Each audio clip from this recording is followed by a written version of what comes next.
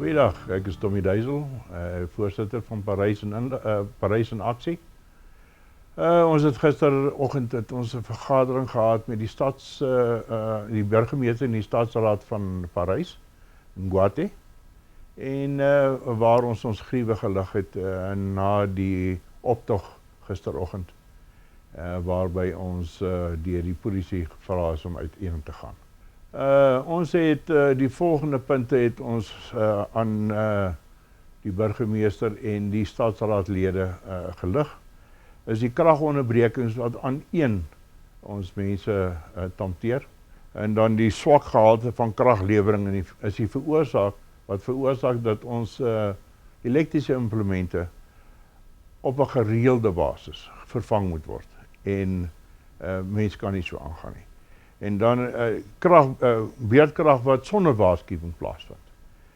En ons het daarop aangedring dat daai kommunikasie moet verbeter, want die mense moet weet wanneer beerdkrag plaasvind. Hulle het ons beloof dat daar sal skedule uitgereik word in die nuwe week.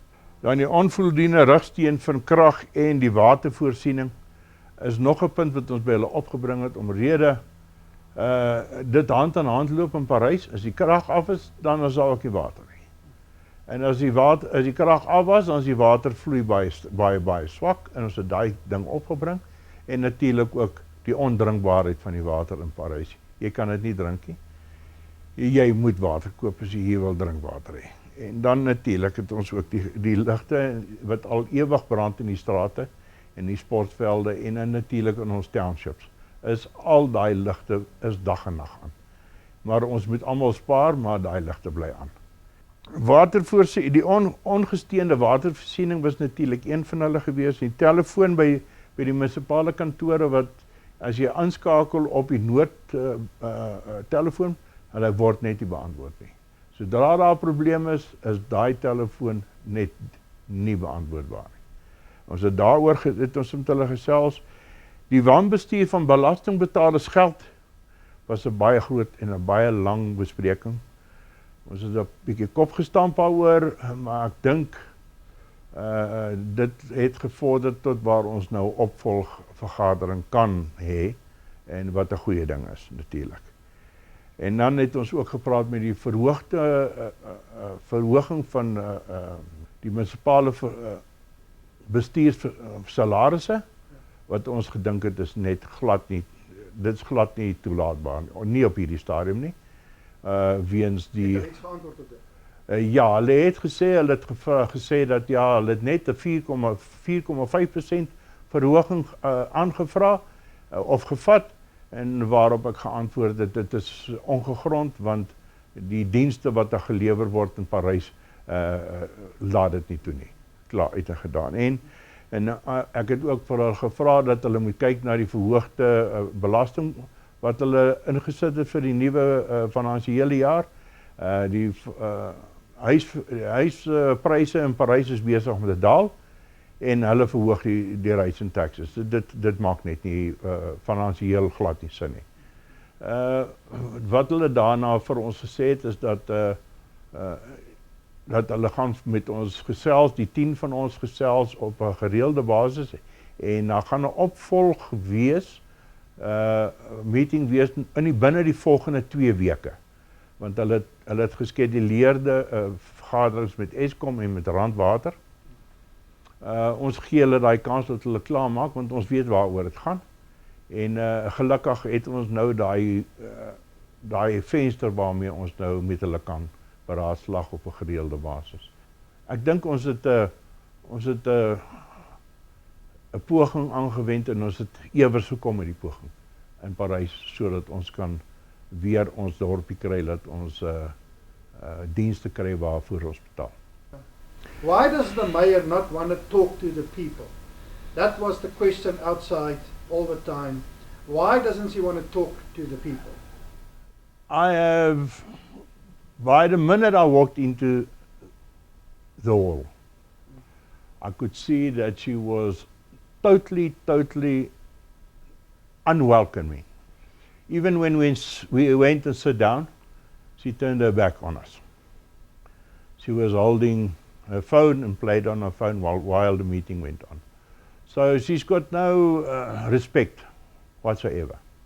You could see she's got a bit of knowledge, but the way that they've put together the document that they've given out to the 10 of us, they've got a lot to learn. That's for sure. Because if you run a business the way they run this council, it would have been bankrupt many years ago. Basically it is, because... well, it should have been bankrupt in 2014 already. Any answers on the 1.2 billion they own to Oh yes, no, they actually want to put it down to the residents of Ngwati towns. They blame us for that, and then when I stood up and said, "But excuse me, Mr. Kannemeyer, that is not on. The 1.2 billion rand and the 200 million rand for water, you can only put it down to negligence on the part of the council and not to the residents, because the residents has paid their water, they paid it upfront, they paid their power upfront, their rates and taxes is paid upfront. Whatever you done with that money?" And I knew what it was, but I wanted him to answer, but they have this fantastic way of covering.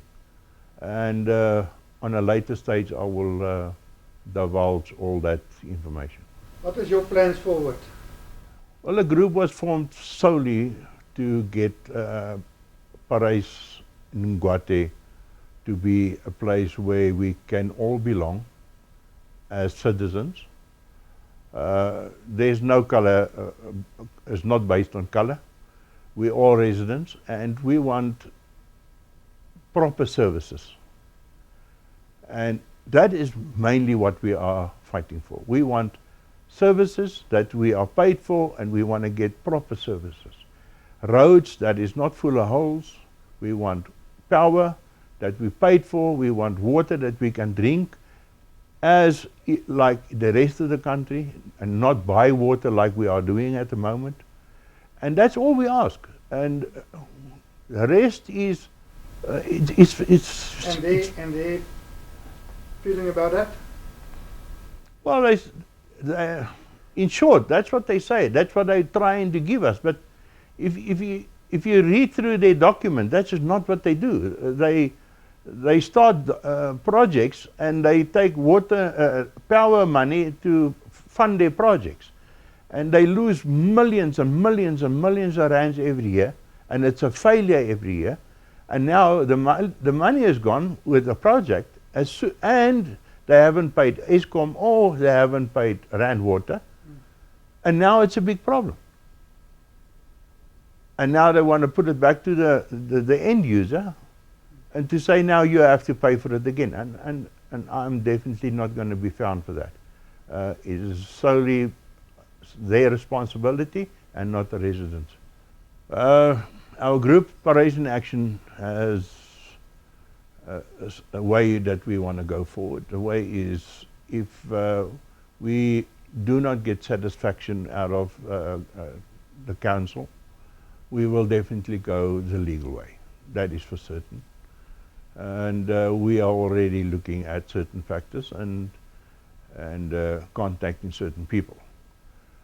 The main thing here is we do not want the council to misuse the residents for the explosion of the 26th of May to the 29th of May, 3 days, which was not the residents' fault, and it was the council's fault, because they didn't pay their accounts with Eskom, and Eskom says, you owe us money, we're not going to help you.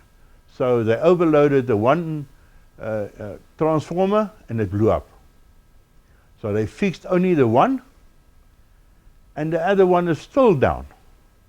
That is why we're having this on-off situation from power, then in this sector and then in that sector in a town. It is because they cannot exceed 20,000 volt on it, because then it's going to blow up again. If the other transformer was in use, then 40,000 volts could have been given to Parys and Guate, but again, Eskom said they will not give them more than 24,5 thousand volts at any given time. So even if the next one was on, we still would not have had enough power. So that's where we are at the moment. They indicated that they're going to a meeting on Monday, asking for a bigger load to come in so that they could handle the power situation in Parys, Tamahole and Skokkenville better. At this point in time, I don't think they're going to come right because of the enormous amount of money they owe them. And yeah, well, let's see what happens Monday. And then we are really hoping that we can get back to the table within the next 2 weeks. And I will keep the people updated as soon as that happens. I will keep them updated. Thank you.